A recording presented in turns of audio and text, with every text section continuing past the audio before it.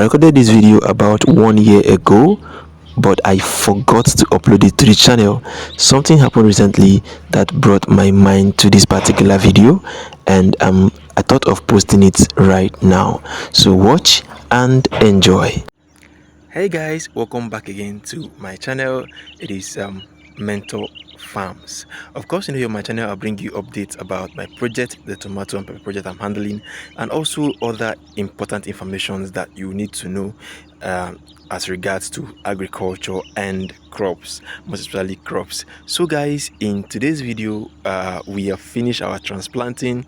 Told you guys that we'll be transplanting our tomato to the main field, and we have finished. As you can see, I'm in the field right now. We finished transplanting the tomato seedlings, and there is one thing you must do immediately you transplant is to control root knot nematodes.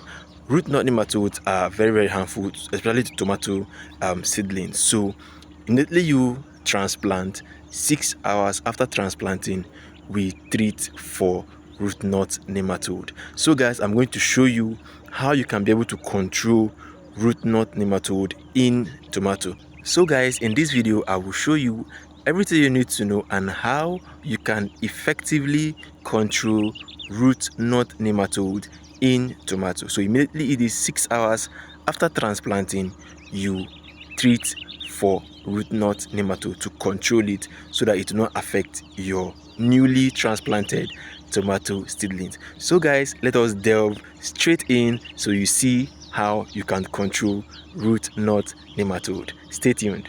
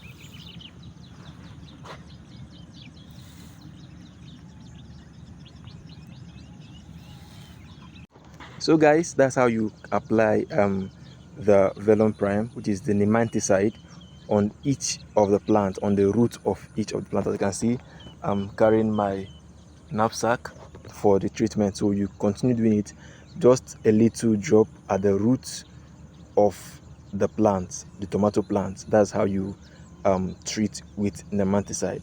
Make sure guys you subscribe to this channel so we'll keep you updated about all the farm practices you need to know.